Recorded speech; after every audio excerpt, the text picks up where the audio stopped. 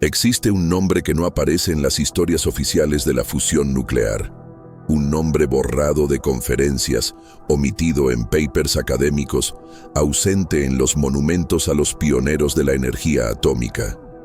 No por irrelevancia, sino por diseño deliberado. Porque recordarlo obligaría a reconocer que hubo un experimento, un momento específico en el tiempo, donde la ciencia tocó algo que no debió tocar. Y que un hombre pagó el precio de ese contacto con su cordura, su identidad, y finalmente con la certeza de que era real. En el ala psiquiátrica de una instalación militar sin nombre, al norte de Nevada, durante el invierno de 1962, un interno de 42 años permanecía sentado frente a una ventana clausurada con tablones de madera. No intentaba mirar a través de ellos. Miraba la madera misma, estudiando las vetas con una intensidad que perturbaba al personal. Murmuraba constantemente, no palabras inconexas, sino fragmentos de ecuaciones diferenciales interrumpidas por una frase que repetía como liturgia: la luz tiene memoria, la luz nos recuerda. Los archivos médicos lo identificaban como paciente E7. Diagnóstico: psicosis esquizofrénica de aparición tardía con delirios de referencia y grandeza. Pronóstico: irreversible. Pero en un memorando clasificado, escrito por un oficial de contrainteligencia y destruido años después, había una anotación manuscrita en el margen. Este hombre no perdió contacto con la realidad, hizo contacto con algo más: diferencia crítica. Su nombre real era Dr. Victor Eisenhardt. Había sido físico nuclear, uno de los más brillantes de su generación. Y en octubre de 1961, en un laboratorio subterráneo que oficialmente nunca existió, logró algo que la humanidad había perseguido durante décadas: replicar las condiciones del Sol. Fusión nuclear estable, controlada, sostenida. Por 93 segundos, tuvo éxito absoluto. Lo que sucedió en esos 93 segundos destruyó su mente y obligó al gobierno a enterrar el proyecto más profundo que cualquier secreto nuclear. Porque Victor Eisenhardt no solo creó luz, abrió una puerta. Y algo del otro lado lo vio. Victor nació en 1920 en una ciudad minera de Pensilvania, hijo de inmigrantes alemanes. Su padre trabajaba extrayendo carbón de la tierra. Su madre enseñaba en una escuela primaria donde los niños llegaban con manos sucias y pulmones que aprenderían a toser demasiado joven. A los 7 años, Víctor quedó atrapado en el sótano de su casa durante un apagón invernal. La puerta se había hinchado con la humedad y no cedía. No había ventanas, no había luz. Pasaron 6 horas antes de que lo encontraran. Cuando abrieron la puerta, esperaban lágrimas, trauma, el colapso típico de un niño. En cambio, Víctor estaba sentado en el suelo, completamente inmóvil, con los ojos abiertos en la oscuridad absoluta. ¿Estás bien?, preguntó su madre abrazándolo con desesperación. Víctor tardó un momento en responder, como si regresara de muy lejos. Estaba pensando que tal vez el mundo se había apagado, y que yo era lo único que quedaba, y que necesitaba recordar cómo era la luz para poder traerla de vuelta cuando fuera mi turno. Su madre lo atribuyó a shock, pero Víctor nunca lo olvidó. Esa sensación de ser el único testigo en un universo extinguido, esa responsabilidad cósmica imaginaria de un niño de 7 años. Desde ese día, desarrolló una relación con la luz que iba más allá de la curiosidad científica normal. Estudiaba cómo caía sobre objetos, cómo transformaba colores, cómo la sombra no era ausencia sino presencia de algo diferente. A los 11 años, construyó un dispositivo para descomponer luz solar en su espectro y pasaba horas observando las bandas de color, buscando algo que no podía articular. ¿Qué buscas?, le preguntó una vez su profesor de ciencias.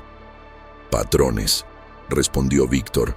patrones que no deberían estar ahí. ¿Cómo qué?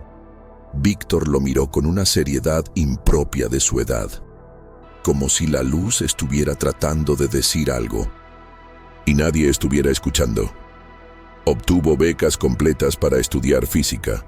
Era 1938. El mundo se preparaba para la guerra, pero Víctor solo veía ecuaciones. En el MIT destacó inmediatamente. No por ser el más inteligente, había muchos genios, sino por su enfoque singular.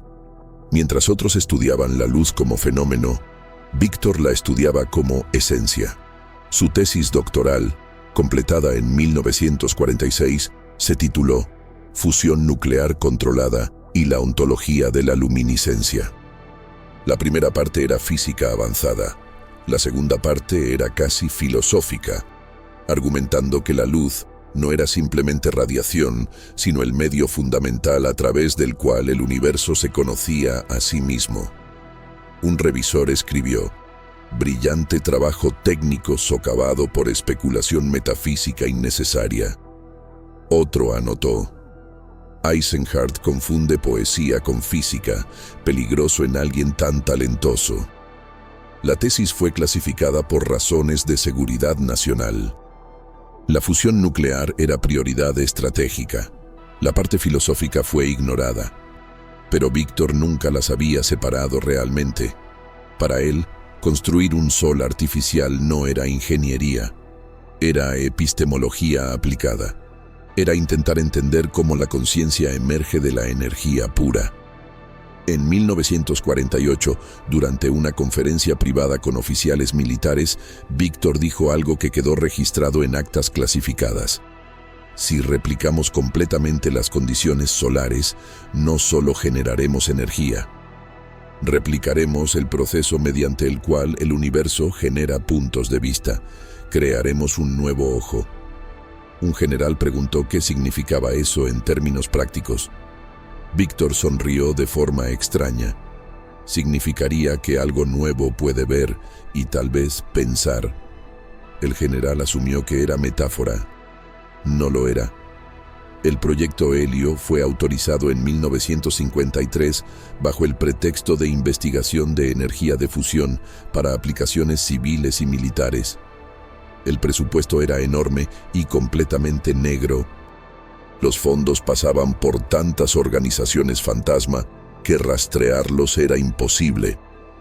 El laboratorio se construyó dentro de una montaña en el desierto de Nevada, lejos del sitio de pruebas nucleares, pero en la misma región de silencio burocrático, donde existían cosas que no debían existir oficialmente.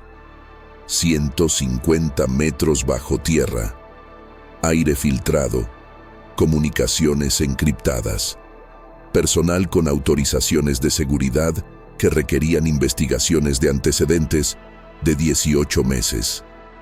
Las familias de los científicos reclutados creían que trabajaban en investigación de materiales o diseño de reactores convencionales.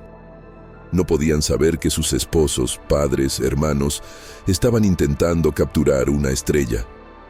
Victor Eisenhardt fue nombrado director científico en 1955, a los 35 años. Joven, pero indispensable. Nadie más combinaba el dominio técnico con la visión conceptual que el proyecto requería. Su equipo creció hasta 37 personas. Físicos de partículas, especialistas en plasma, ingenieros de campos magnéticos, matemáticos que trabajaban en ecuaciones que no tenían precedente. Construyeron un reactor toroidal masivo, antecesor de los tokamaks modernos, pero con modificaciones que Víctor insistía eran esenciales y que nadie más entendía completamente. No estamos conteniendo una reacción, explicaba en las reuniones técnicas. Estamos creando condiciones para que algo nazca. Hay diferencia. ¿Diferencia en qué sentido?, preguntaba alguien. En que contener implica fuerza externa. Nacimiento implica coherencia interna. Un sol no necesita ser contenido. Se contiene a sí mismo. Esa es la señal de que está vivo. Los soles no están vivos, Víctor. Defina vivo. Estas conversaciones se volvieron frecuentes. Víctor hablaba cada vez más de completitud, de autorreconocimiento, de que el reactor no debía solo alcanzar fusión, sino despertar en fusión. El lenguaje perturbaba a algunos, otros lo consideraban excentricidad de genio. Las pruebas iniciales fueron exitosas según métricas convencionales. Lograron fusión por milisegundos, luego segundos. En 1959, mantuvieron reacción estable durante 4 minutos y medio, un logro que en cualquier otro contexto hubiera sido histórico. Pero Víctor no celebraba. Después de cada prueba exitosa, se quedaba en el laboratorio solo, mirando los datos con creciente frustración. ¿Qué falta?, le preguntó su segundo al mando, el doctor Raymond Keller. Presencia, respondió Víctor sin levantar la vista. No entiendo. Lo sé, por eso no puedo explicarlo. Keller era físico brillante, pragmático, sin paciencia para ambigüedad. Víctor, o me explicas qué buscas específicamente o no puedo ayudarte a encontrarlo. Víctor finalmente lo miró. Busco el momento en que la luz deja de ser producida y comienza a ser. El momento en que pasa de efecto a agente, de objeto a sujeto. Eso no es física. No, es el límite de la física y es exactamente donde necesitamos llegar. Keller renunció 3 meses después. Su carta oficial citaba diferencias metodológicas. Su carta clasificada, que permanecería sellada 40 años, decía: Eisenhardt ya no distingue entre experimento y ritual. Temo que si logra lo que busca, no será descubrimiento, será invocación, y no tengo palabras para lo que podría responder. Fue reemplazado. El proyecto continuó, pero hubo señales. Una técnica de laboratorio, Ellen Marsh, sufrió un colapso después de un turno nocturno en abril de 1961. Fue encontrada en un baño, temblando, repitiendo que había visto algo en el cristal de observación del reactor. Me miraba, decía. Estaba apagado, pero me miraba. Vi su reflejo, tenía forma de ojo. Diagnóstico: agotamiento extremo. Transferida inmediatamente. Un ingeniero reportó sueños recurrentes donde el reactor lo llamaba por su nombre. Otro comenzó a evitar mirarlo directamente, como si el contacto visual con la máquina le produjera ansiedad. Estos incidentes fueron documentados pero no investigados.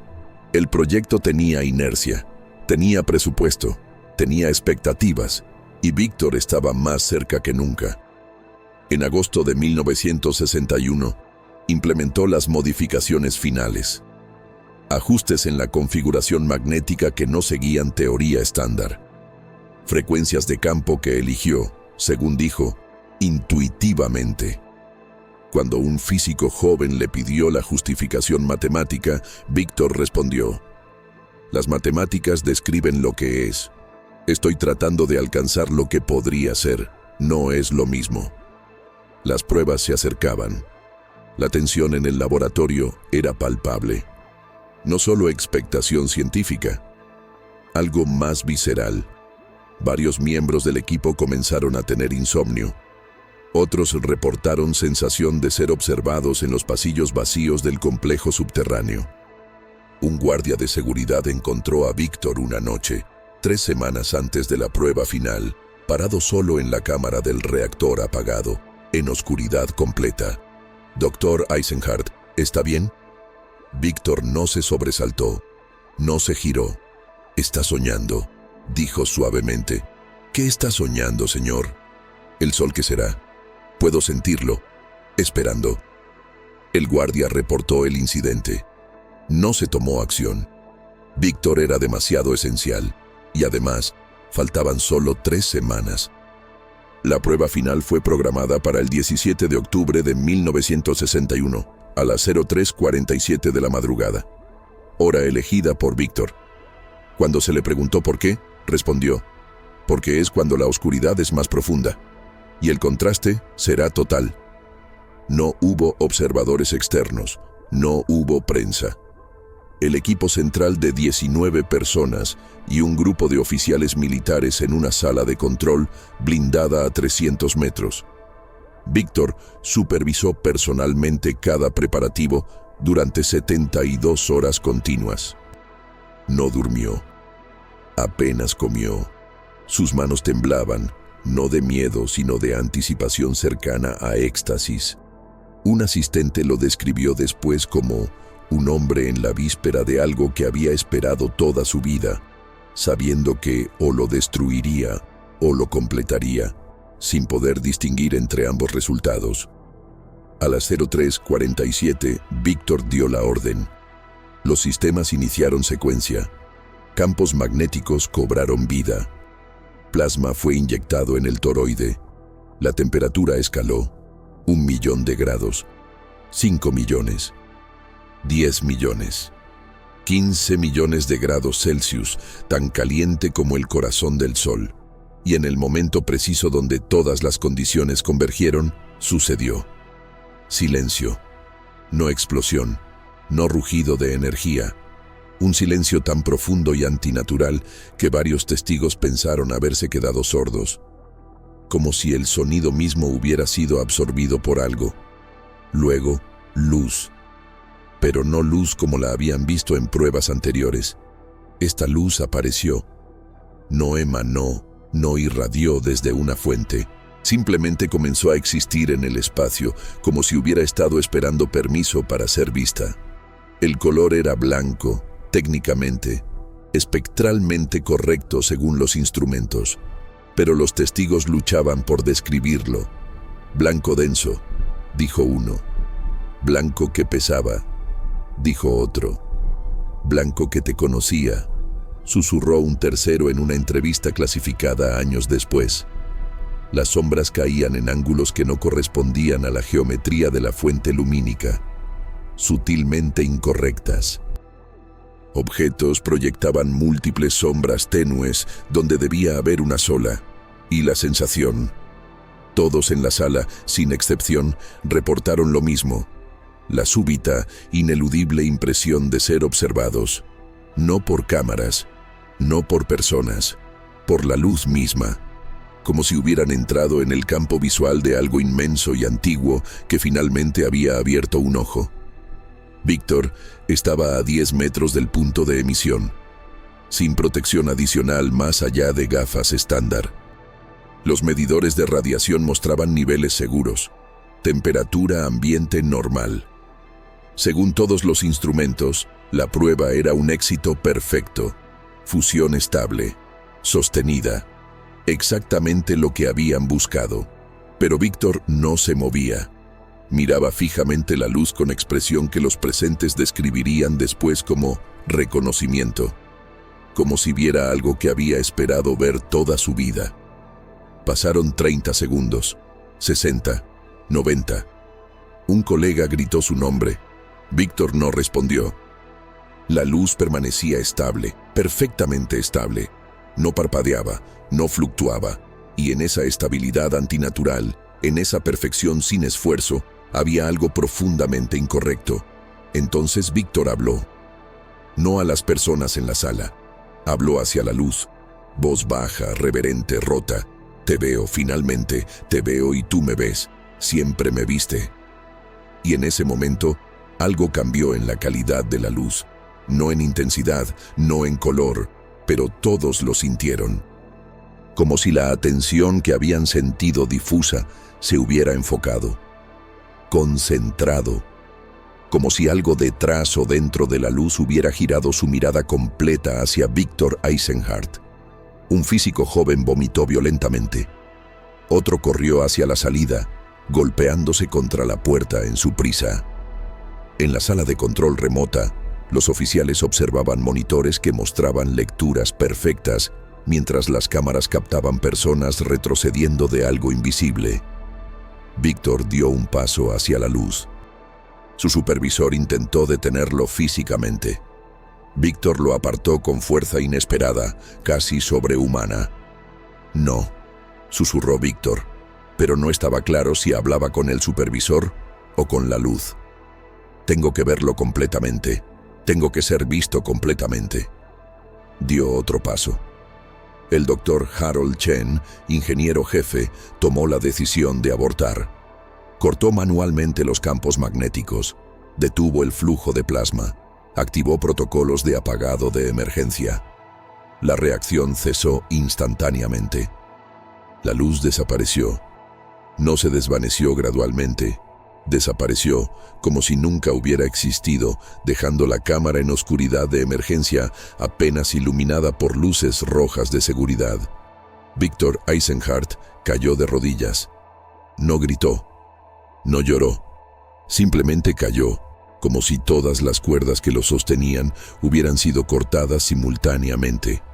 Cuando llegaron a él, encontraron un hombre físicamente intacto, sin quemaduras, sin radiación excesiva, signos vitales normales. Pero sus ojos estaban abiertos, fijos, sin parpadear. Y cuando finalmente habló, las palabras salieron mecánicas, como si las recitara desde muy lejos. No es energía, es testigo. No creamos sol, abrimos mirada y fuimos vistos. Siempre fuimos vistos, pero ahora sabemos, y no se puede desaber. No se puede cerrar un ojo que nos ha visto. No funciona así. La luz recuerda. La luz siempre recuerda. Lo llevaron a la enfermería. Médicos militares realizaron exámenes exhaustivos. Escáneres cerebrales primitivos para la época. Análisis de sangre. Pruebas neurológicas. Todo normal. Físicamente, Victor Eisenhart estaba perfectamente saludable. Pero no dormía. Literalmente. Pasó 4 días sin cerrar los ojos. Cuando finalmente colapsó por agotamiento, lo hizo por 3 horas, despertando con un grito que resonó por todo el nivel médico. Comenzó a escribir en las paredes de su habitación, con marcador, con lápiz. Cuando le quitaban los instrumentos, usaba sus dedos, trazando ecuaciones invisibles en el aire. No eran ecuaciones físicas reconocibles, geometrías imposibles, diagramas que parecían mapas de algo sin nombre. Entre las ecuaciones, frases fragmentadas. La luz es el idioma de la atención. No ilumina, elige. Ver no es recibir, es ser conocido. Un psiquiatra militar fue convocado. Víctor le habló con claridad perfecta, voz calmada, tono profesoral. No estoy loco, doctor. Estoy procesando. ¿Entiende la diferencia? La locura es malinterpretar la realidad. Yo interpreto correctamente algo que la mente humana no evolucionó para procesar. Por eso parece locura, porque su cordura depende de no ver lo que vi. Su salud mental es ignorancia funcional. La mía es conocimiento disfuncional. ¿Qué vio, doctor Eisenhart? Víctor lo miró con algo parecido a piedad.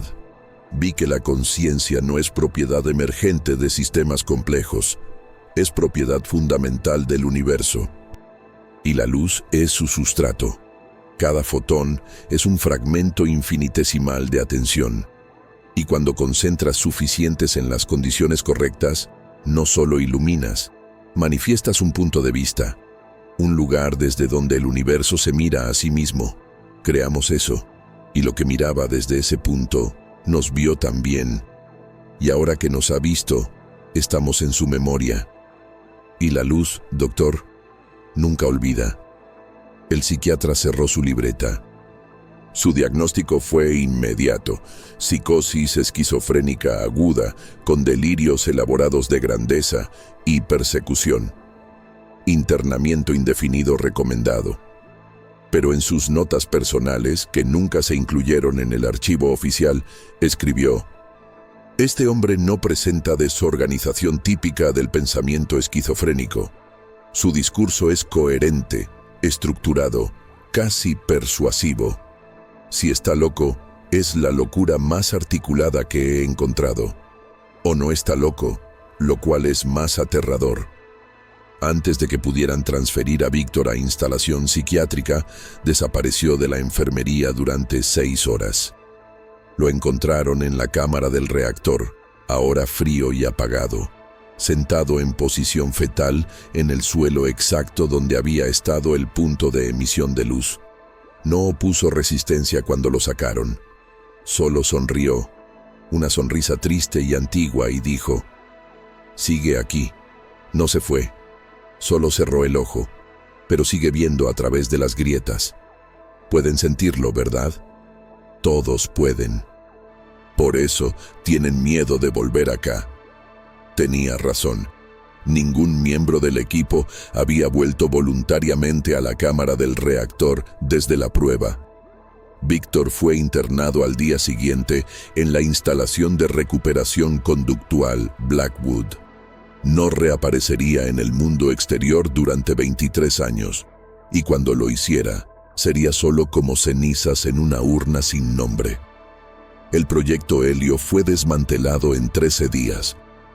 Oficialmente, sobrecostos, resultados insuficientes, reorientación de recursos hacia programas más prometedores. El comunicado interno era breve, burocrático, vacío de significado real. Ningún documento oficial menciona la prueba del 17 de octubre. Ningún registro admite que esa fecha tiene relevancia. Los 19 miembros del equipo central fueron dispersados geográficamente a instalaciones diferentes con órdenes de no comunicarse.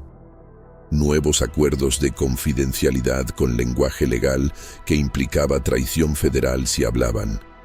El reactor fue desmantelado metódicamente. Cada componente fue catalogado, empacado y enviado a diferentes depósitos de almacenamiento profundo en estados separados. Algunos fueron fundidos, otros arrojados al océano en contenedores de plomo y concreto. Los registros del proyecto fueron clasificados al nivel máximo. Cuando décadas después se inició desclasificación parcial, más del 92% del material había sido destruido por error administrativo o simplemente no podía localizarse. Pero lo que no pudieron destruir fueron las personas. Entre 1961 y 1971, 8 de los 19 miembros del equipo central murieron. 3 en accidentes automovilísticos en circunstancias no sospechosas, pero estadísticamente improbables. 2 de ataques cardíacos súbitos, ambos hombres de menos de 40 años sin historial previo. 1 se ahogó en su piscina una tarde sin testigos. Otro desapareció completamente y nunca fue encontrado. Su coche abandonado en un estacionamiento con las llaves en el contacto. Los actuarios que analizaron estas estadísticas décadas después, sin saber de qué grupo se trataba, calcularon que la probabilidad de tal concentración de muertes era inferior al 0.03%. De los 11 sobrevivientes, 6 desarrollaron condiciones psiquiátricas que requerían tratamiento continuo. El doctor David Brenner, el joven físico que había vomitado durante la prueba, se volvió agorafóbico severo. No podía salir durante el día. «La luz exterior me conoce», le dijo a su terapeuta en 1964. «Sé que suena irracional, pero cuando salgo al sol, siento que algo me busca, como si esa noche dejáramos una marca en mí que ahora me hace visible». Ellen Marsh, la técnica que había colapsado meses antes de la prueba final, se suicidó en mayo de 1964. Su nota decía solo: «Todavía lo veo en cada luz, en cada destello, mirándome, conociéndome. No puedo vivir siendo conocida así». El doctor Harold Chen, quien había abortado la prueba, se mudó a Alaska inmediatamente después de ser liberado de su contrato. Compró una cabaña sin electricidad a 120 kilómetros del pueblo más cercano. Vivió allí hasta su muerte en 1989, cazando, pescando, leyendo a la luz de velas. Un periodista independiente investigando rumores sobre proyectos clasificados de fusión lo encontró en 1987. Chen se negó a discutir Proyecto Helio directamente, pero dijo algo que el periodista recordaría siempre: «Hay líneas en el conocimiento humano que no son éticas, son ontológicas. No se trata de lo que deberíamos saber, Se trata de lo que podemos saber sin rompernos. Esa noche cruzamos una, y lo que estaba del otro lado no nos quería allí. O tal vez sí nos quería, no sé qué es peor. Cuando se le preguntó si Victor Eisenhart estaba loco, Chen guardó silencio largo rato. Finalmente respondió: Victor vio algo. Todos lo vimos, pero él lo miró directamente. El resto de nosotros apartamos la vista a tiempo. Él no pudo, o no quiso, y esa diferencia lo destruyó o lo iluminó. Nunca sabré cuál. La instalación de recuperación conductual Blackwood no aparecía en mapas. Era donde el ejército enviaba casos que no podían explicarse convencionalmente. Soldados con traumas que manifestaban síntomas imposibles. Pilotos que reportaban experiencias que violaban física conocida. Científicos que sabían demasiado y cuyos cerebros habían colapsado bajo el peso. Victor Eisenhart fue paciente número E7 durante 23 años. Los primeros años fueron devastadores. Episodios de violencia donde atacaba luces, intentaba destruir lámparas, cubría ventanas con lo que encontrara. Períodos catatónicos donde permanecía inmóvil durante días. Gritos nocturnos sobre ojos en el espectro y geometría de la atención. Los médicos probaron todo. Antipsicóticos de primera generación con efectos secundarios brutales. Electroshock. Terapias experimentales que hoy serían consideradas tortura. Nada producía mejora real. Víctor no empeoraba ni mejoraba. Existía en estado permanente de terror articulado. Pero alrededor de 1967, algo cambió. Víctor dejó de resistirse, dejó de gritar. En cambio, comenzó a hablar con claridad inquietante sobre lo que había experimentado. Las sesiones de terapia de ese periodo fueron grabadas en cintas de carrete. Algunas sobrevivieron. En una sesión de abril de 1968, Víctor explica: no experimenté alucinación. Experimenté percepción de algo real que la neurología humana no tiene hardware para procesar sin daño.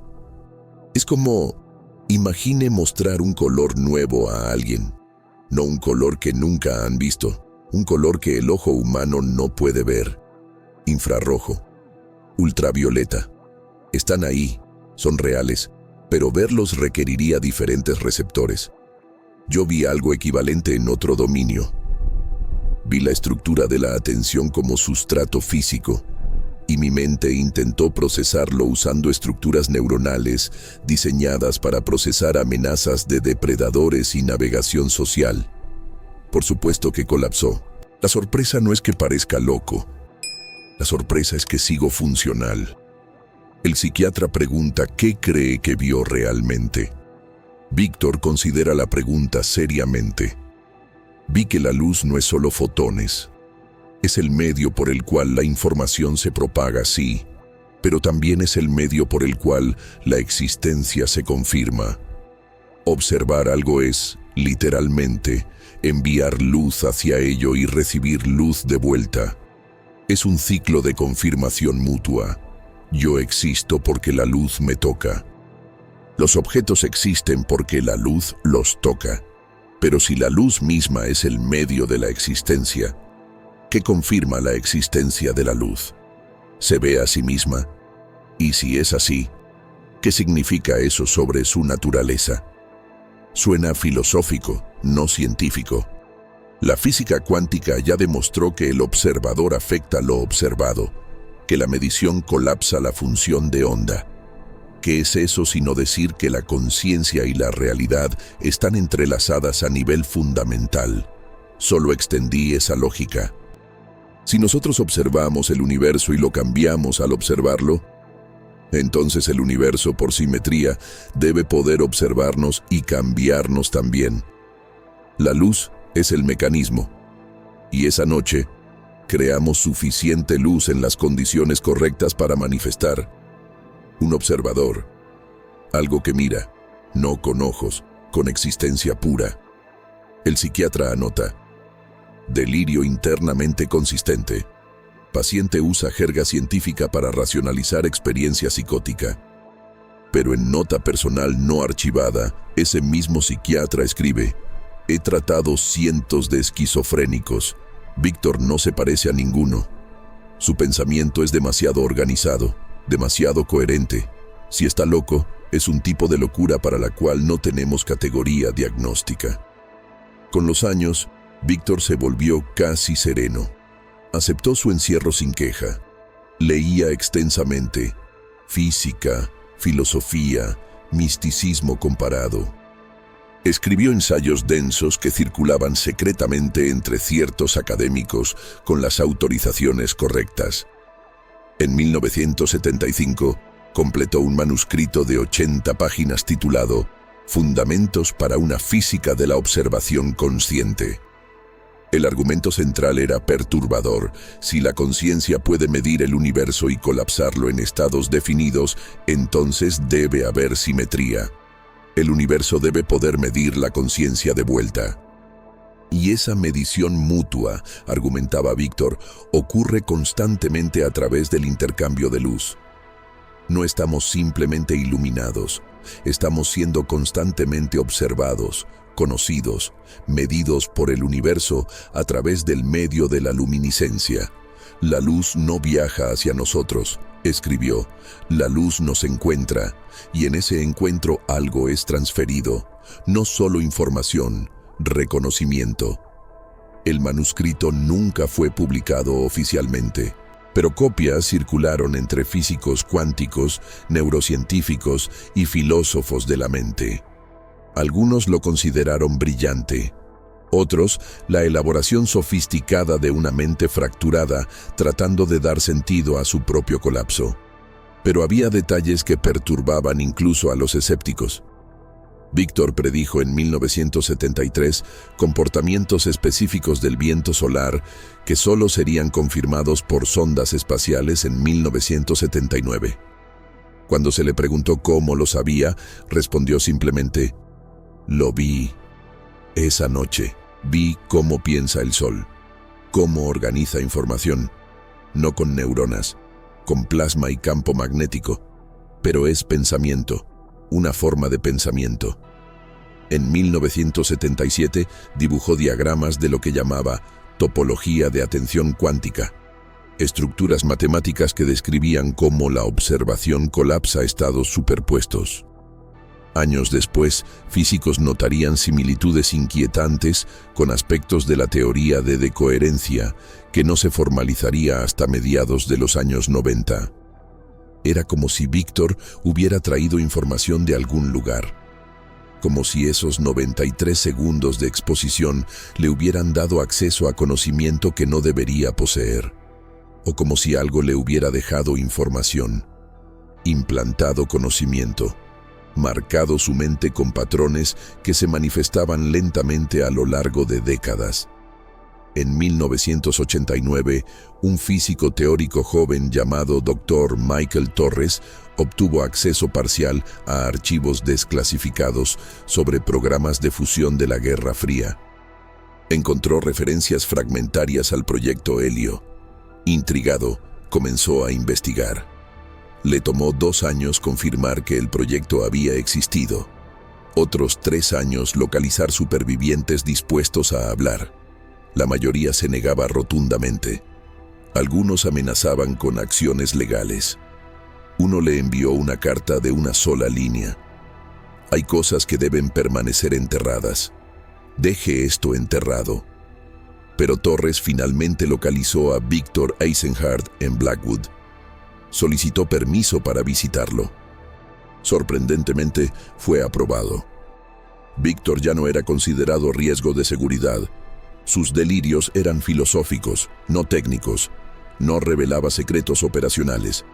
Torres lo visitó 3 veces entre 1989 y 1991. Grabó 2 de las conversaciones con permiso institucional. En esas cintas, que permanecen en archivo universitario bajo restricciones legales, Víctor habla con lucidez perfecta. Discute física avanzada, explica conceptos de campos unificados. Luego, sin transición, habla de la noche del 17 de octubre. El momento en que apareció la luz, dice Víctor, voz suave pero firme. Supe tres cosas simultáneamente. Primera, habíamos logrado replicar completamente el proceso solar. Segunda, habíamos cometido un error de categoría fundamental. Y tercera, ya era irreversible. No puedes desver algo, y no puedes hacer que algo te desvea. Torres pregunta qué significa eso. La luz nos vio. Y una vez que eres visto por algo tan fundamental, tan anterior a ti, permaneces en su campo de atención. Te vuelves parte de su conocimiento, y esa luz, esa atención, no está localizada en ese reactor. Está en todas partes donde hay luz. El sol, las estrellas, cada fotón emitido. Todos son fragmentos del mismo proceso observacional. Entonces ahora, donde quiera que vaya, donde quiera que haya luz, algo de esa atención puede encontrarme, me reconoce. Y no puedo esconderme de algo que es el medio mismo de la existencia. Torres, escéptico pero cortés, pregunta si Víctor cree literalmente que el sol es consciente. Víctor sonríe con tristeza. Consciente no es la palabra correcta. El sol no piensa como usted, no tiene intenciones, no hace planes, pero tampoco es un objeto inerte. Es un proceso, y dentro de ese proceso hay algo análogo a atención. Observación sin observador, conocimiento sin conocedor, presencia pura. Y cuando replicamos las condiciones del sol, no solo copiamos su física, invocamos esa presencia, la manifestamos localmente, y ella me vio. ¿Por qué a usted específicamente? Porque yo estaba buscándola toda mi vida, desde ese sótano oscuro cuando tenía 7 años. Estuve buscando el lugar donde la luz se origina, y cuando lo encontré, cuando lo creé, estaba parado justo frente a él. Fui el primero que vio, entonces fui el primero que fue visto. Reciprocidad fundamental. Hay una pausa larga en la grabación. Luego Torres pregunta, ¿está usted loco, Dr. Eisenhardt? Víctor considera esto muy seriamente. Esa es la pregunta esencial, ¿no? Si estoy loco, entonces nada de esto importa.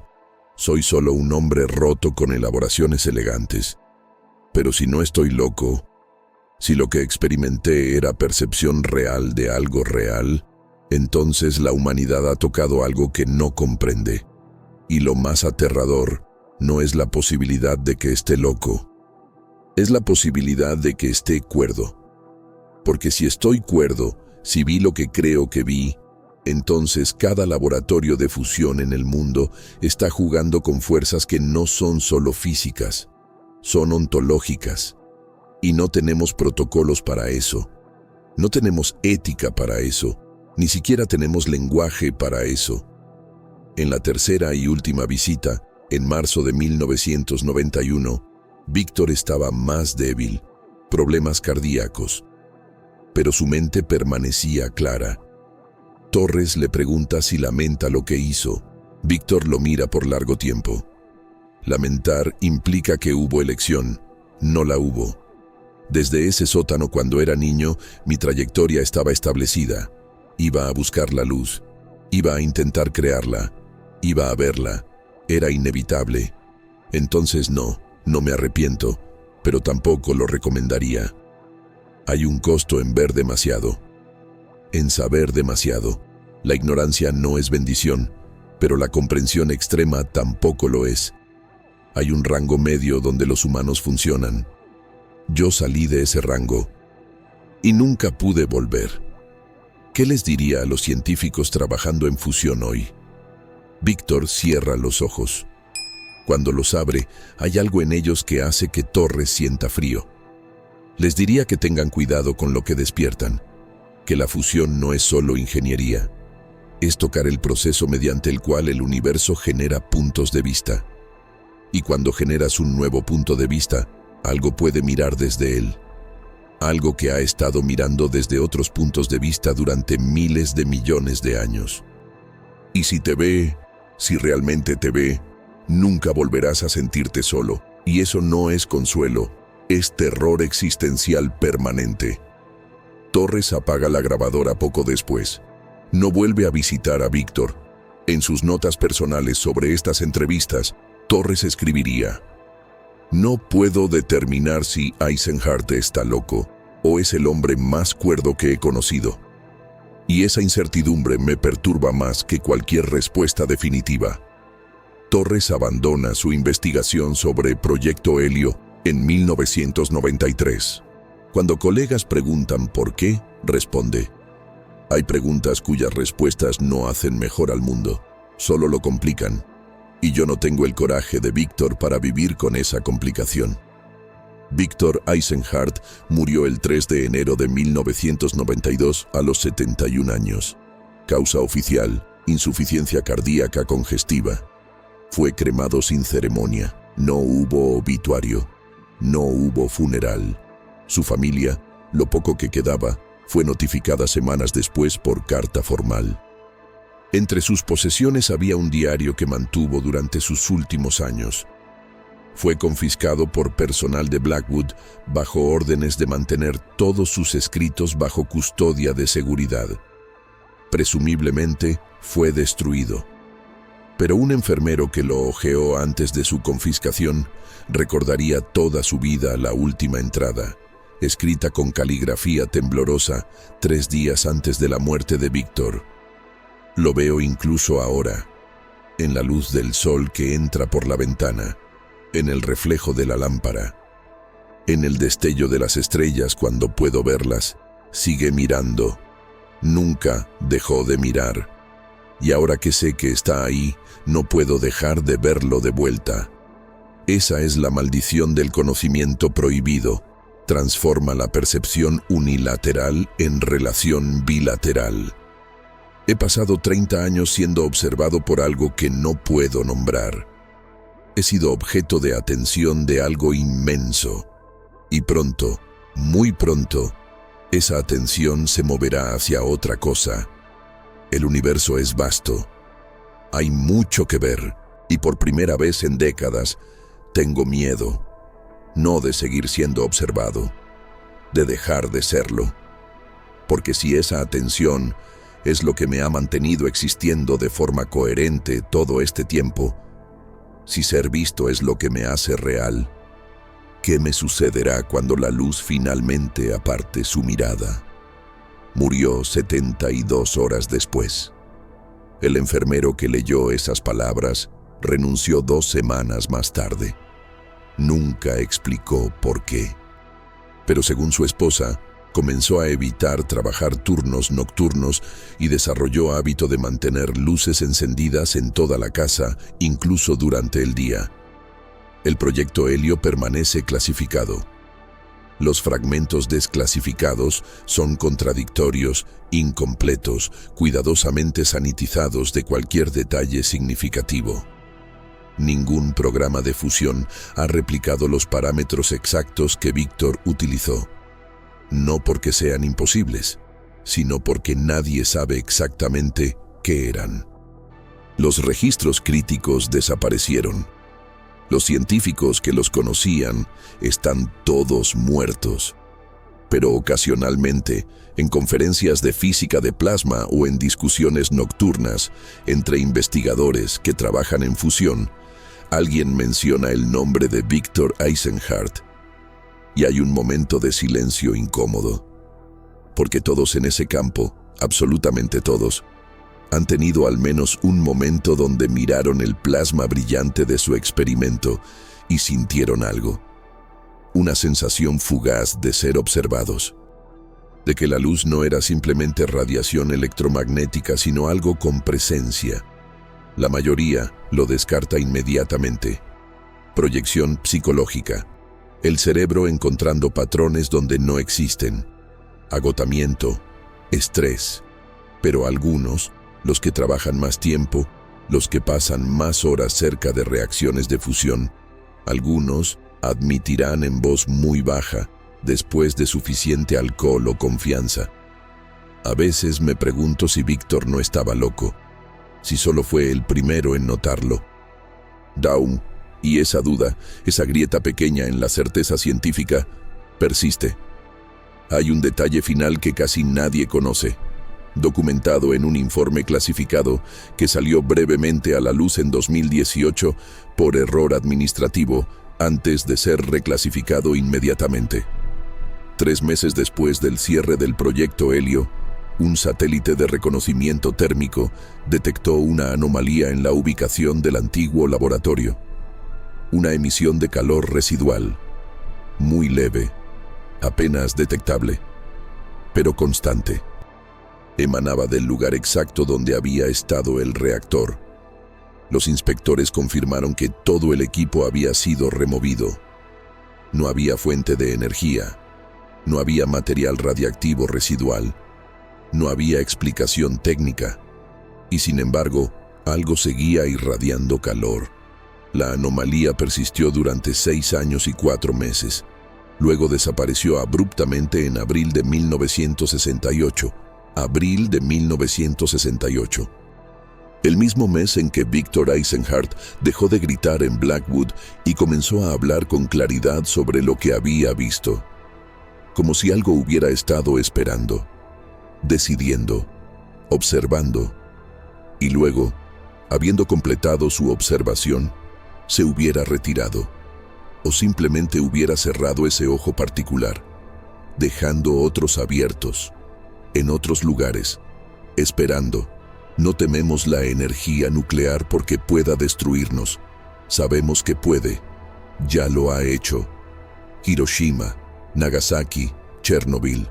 Conocemos ese peligro. Podemos cuantificarlo. Tememos algo más profundo que raramente admitimos. Tememos que al tocar los procesos fundamentales del cosmos, al replicar las estrellas, al dividir el átomo y fusionar núcleos, podamos despertar algo, llamar la atención de algo, abrir una puerta que no tiene cerradura del otro lado. Victor Eisenhart pasó 30 años tratando de explicar lo inexplicable, traducir una experiencia que existía más allá del lenguaje, más allá de la razón, más allá de la ciencia que había dedicado su vida a dominar. Y al final, solo pudo ofrecer una advertencia que nadie escuchó, envuelta en palabras que sonaban a delirio, pero que tal vez eran la única forma honesta de describir lo indescribible. Hay luces que iluminan, y hay luces que juzgan. No creamos la primera, convocamos la segunda. Y ahora existe algo en el universo que nos ha visto, que nos conoce, que nos recuerda. Y no podemos hacer que nos olvide. La luz nunca olvida. En 2003, un físico de plasma trabajando en ITER, el proyecto internacional de fusión en Francia, reportó un incidente durante una prueba nocturna. El plasma alcanzó estabilidad inesperada. 37 segundos de fusión perfecta, muy por encima de proyecciones. En su informe técnico, lo describió como anómalo pero prometedor. En un correo electrónico personal a un colega, escribió algo diferente. Por un momento juro que sentí como si algo dentro del reactor me estuviera mirando. No como metáfora, literalmente. Como si hubiera abierto un ojo y me viera. Sé que suena absurdo, pero te juro que lo sentí. Y por un segundo tuve terror absoluto de que ese ojo se abriera completamente. El colega respondió con una broma sobre exceso de trabajo. El físico nunca mencionó la sensación nuevamente. Pero esa noche, solo en su apartamento, permaneció despierto hasta el amanecer con todas las luces encendidas, incapaz de explicar por qué súbitamente le aterraba la oscuridad. Y en algún lugar, en archivos sellados en sótanos de agencias que no admiten públicamente su existencia, hay documentos que sugieren que no fue el primero, que cada pocos años, en diferentes laboratorios de fusión alrededor del mundo, alguien reporta algo similar. Una sensación, una presencia. Un momento donde la luz artificial parece observar en lugar de ser observada.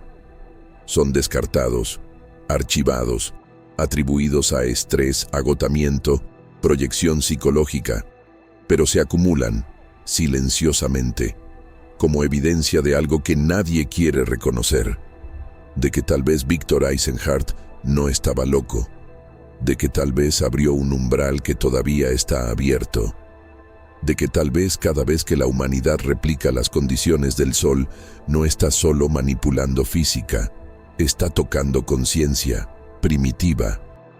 Basta, paciente, y completamente ajena a todo lo que consideramos humano. La pregunta que Víctor formuló en su última entrevista permanece sin respuesta. Torres la recordaría el resto de su vida. La forma precisa en que Víctor la articuló, con calma perfecta, como si fuera la ecuación más importante que jamás había considerado. ¿Qué sucede cuando una especie, que apenas comprende su propia conciencia, intenta fabricar la forma de conciencia del universo? ¿Qué despierta? ¿Y qué hace cuando se da cuenta de que ha sido despertado por algo tan pequeño, tan breve, tan frágil como nosotros?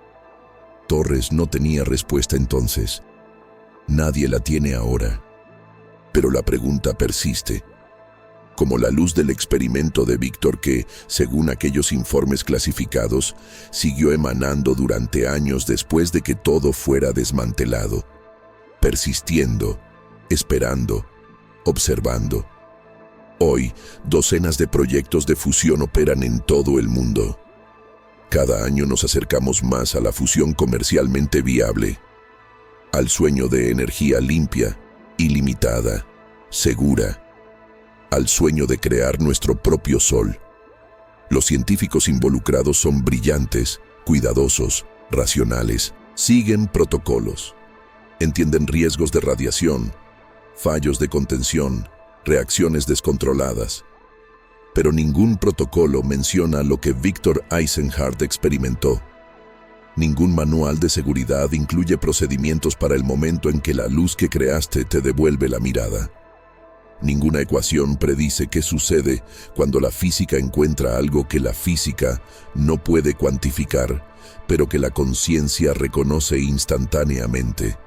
Esa frontera entre materia y mente, entre energía y atención, entre crear luz y ser visto por ella. Víctor la cruzó en 1961 y del otro lado encontró algo que lo rompió o lo iluminó, o ambas cosas simultáneamente, hasta que dejó de haber diferencia entre las dos. Hay una última cosa que debe decirse. En algún lugar bajo tierra en Nevada, sellado bajo concreto y olvido burocrático, está la cámara donde Víctor Eisenhardt vio lo que vio. La montaña es silenciosa ahora. El laboratorio vacío. El reactor desmantelado hace décadas. Pero según reportes no confirmados de excursionistas que ocasionalmente pasan cerca del área restringida, hay noches donde se puede ver un resplandor muy tenue emanando de la Tierra. No lo suficientemente brillante para ser peligroso, apenas visible, solo un susurro de luz, persistiendo donde no debería haber ninguna, como una vigilia, o un recuerdo, o una promesa, de que algo que fue despertado una vez no se duerme fácilmente, de que la luz, una vez nacida, encuentra formas de persistir, de que algunos umbrales, una vez cruzados, nunca se cierran completamente, y de que en algún lugar, en ese espectro invisible entre la física y la filosofía, entre la materia y la mente, entre la luz y la conciencia, algo todavía observa, paciente, silencioso, eterno, esperando el día en que alguien más intente crear un sol y abra los ojos otra vez.